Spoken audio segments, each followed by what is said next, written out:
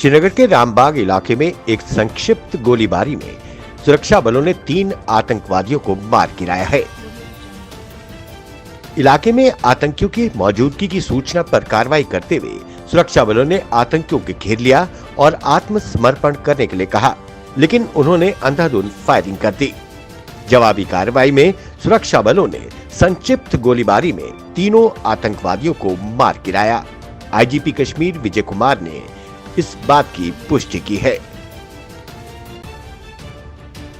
शहर के जानीपुर इलाके में एक बैंक के समीप बमनुमा वस्तु मिलने से इलाके में दहशत का माहौल हो गया। पुलिस अधिकारी व बम निरोधक दस्ता घटनास्थल पर पहुंच गए। घटना के तुरंत बाद वाहनों की आवाजाही को भी रोक दिया गया था। वहीं एसएसपी जम्मू चंदन कोहली ने जानकारी देते हुए कहा कि ये मात्र एक मॉक ड्रिल है, कोई घबराने की जरूरत नहीं और लोग अफवाहें ना फैलाएं। महत्वाकांक्षी जन अभियान कार्यक्रम का एक हिस्सा ब्लॉक दिवस बांदीपुरा में मनाया गया, जिसमें डीसी बांदीपुरा डॉक्टर ओवैस अहमद और अन्य अधिकारियों ने भाग लिया और जनता की शिकायतों, मुद्दों और मांगों को सुना गया। ब्लॉक दिवस को आम जनता से स्थानीय मुद्दों का सटीक और जमीनी मूल्यांकन और निवारण के लिए मनाया जाता है। मध्य कश्मीर के गांदरबल जिले के मणिगाम गांव में सुबह एक जंगली भालू को वाइल्ड लाइफ विभाग द्वारा पकड़ लिया गया। इस इलाके में जंगली भालू देखे जाने के बाद एक पिंजरा लगाया गया था। अब इसे विभाग द्वारा राचीगाम राष्ट्रीय पार्क में स्थानांतरित कर दिया जाएगा। पाकिस्तान के प्रधानमंत्री इमरान खान ने आखिरकार स्वीकार कर लिया है कि पाकिस्तान की अर्थव्यवस्था पूरी तरह से चरमरा चुकी है। देश कंगाली की राह पर पहुंच चुका है और सरकार के पास देश चलाने के लिए पैसे नहीं है।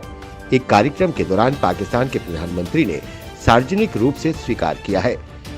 इसके लिए उन्हें दूसरे देशों से लोन लेना पड़ता है, पर आतंकवाद की फैक्ट्री के लिए इमरान खान के पास पैसे हैं। जनता महंगाई से मर रही है, जनता के लिए पैसे नहीं है। प्रधानमंत्री नरेंद्र मोदी द्वारा कृषि कानून वापसी की घोषणा के बाद आज केंद्रीय कैबिनेट की बैठक हुई। इस बैठक में 3 कृषि कानूनों को वापस लेने के प्रस्ताव पर अंतिम मुहर लगा दी गई। अब संसद के शीतकालीन सत्र में इन कानूनों को वापस लेने की अंतिम प्रक्रिया पूरी होगी। संसदीय प्रक्रिया होने के बाद ये तीनों कानून पूरी तरह से निष्प्रभावी हो जाएंगे।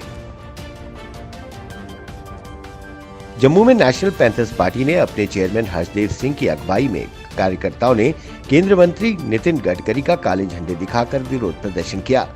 हर्षदेव सिंह ने कहा कि बीजेपी झूठ की राजनीति कर रही है। उन्होंने कहा कि 6 या 7 साल पहले जिन सड़कों की घोषणा की गई थी उनका क्या हुआ। दूर दराज की सड़कों की हालत दयनीय है, बर्बाद हो चुकी हैं वो सड़कें, सड़कों पर गड्ढे पड़ चुके हैं। कोई देखने वाला नहीं, कोई सुनने वाला नहीं। बड़े बड़े प्रोजेक्टों को अनाउंस करके जनता को गुमराह किया जा रहा है। कौशल विकास विभाग के प्रमुख सचिव असगर समून ने पॉलिटेक्निक कॉलेजों के प्रिंसिपलों से कहा है कि 30 नवंबर 2021 तक 100% दाखिलों का लक्ष्य हासिल किया जाए। समून ने पॉलिटेक्निक कॉलेजों में दाखिलों की समीक्षा की, इसलिए सारे कॉलेजों में 100% सीटों को भरने का लक्ष्य पूरा किया जाए। प्रिंसिपल दाखिलों को लेकर जागरूकता अभियान चलाएं। रेलवे ने कोरोना महामारी के बाद बंद की गई ट्रेनों की केटरिंग खानपान सेवाओं को फिर से शुरू करने का निर्णय लिया है। इसकी शुरुआत अभी राजधानी, शताब्दी, दुरंतो, वंदे भारत, तेजस और गतिमान एक्सप्रेस ट्रेनों से होगी। इसका फायदा ये होगा कि सफर के दौरान अब ट्रेन व स्टेशनों पर यात्रियों को ताज़ा भोजन मिलेगा। स्टेशनों पर भोजनालय व रेस्टोरेंट भी शुरू होंगे।